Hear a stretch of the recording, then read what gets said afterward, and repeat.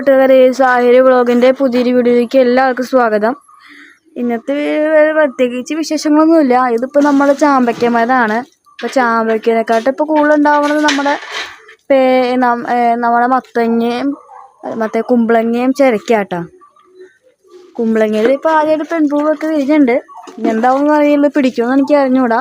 ചിരക്ക അത്യാവശ്യം ഉണ്ടാവുന്നുണ്ട്, നിങ്ങൾ വീഡിയോയിൽ കാണിച്ചിട്ടുണ്ട്. പിന്നെ ഇത് നമ്മുടെ മുളകാണ്.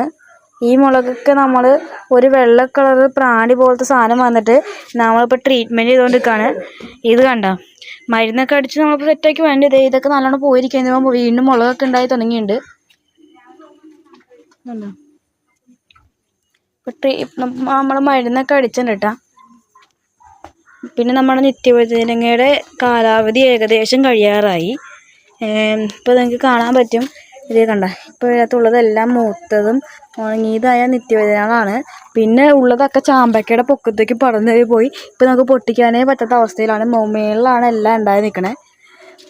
അതുകൊണ്ട് തന്നെ നമ്മളിപ്പോൾ അടിയിലത്തെ നിത്യവഴുതന മാത്രമേ പൊട്ടിക്കാറുള്ളൂ. ഇപ്പോൾ കുറച്ച് വിത്ത് ഇപ്പോൾ നമ്മൾ നിത്യവഴുതന അധികം കിട്ടാറില്ല. ഈ മൂത്ത് കിടക്കാണ് എല്ലാം. ഞങ്ങൾക്ക് കാണിച്ചു തരാം കേട്ടോ. ഇങ്ങനെ അടുപ്പിച്ചെല്ലാം മൂത്ത് കിടക്കാണ്. ചിലതൊക്കെ നമ്മൾ മൂക്കത്തൊക്കെ നമ്മൾ പറിച്ചെടുക്കുന്നുണ്ട്, എന്നാലും ഭൂരിഭാഗം ഇപ്പോൾ മൂത്ത് പോയി. പിന്നെ കുറേ ഇതിൻ്റെ ചാമ്പയ്ക്കയുടെ പൊക്കത്തേക്ക് ഇങ്ങനെ പടർന്നു കയറിയേക്കാണ്. അപ്പം നമുക്കിങ്ങനെ അധികം പൊട്ടിക്കാനൊന്നും പറ്റാണ്ട് ഇപ്പോൾ ഈ മൂത്ത് വിത്തായത് മാത്രം നിലത്തേക്ക് വീണ് തന്നെ പൊട്ടി മുളയ്ക്കുന്നുണ്ട്. അത് ഞാൻ കാണിച്ചു തരാം കേട്ടോ. ഇവിടെ ഈ കാണുന്നതൊക്കെ നമ്മുടെ നിത്യവഴുതന മുളച്ചേക്കുന്നതാട്ടോ. ഇതിപ്പോൾ ഒരാഴ്ച, 2, 3, 5 ഒരാഴ്ച ആവാറായ ഉണ്ടാവും. പിന്നെ ഇതാണ് നമ്മുടെ നിത്യവഴുതനയുടെ വിത്ത്.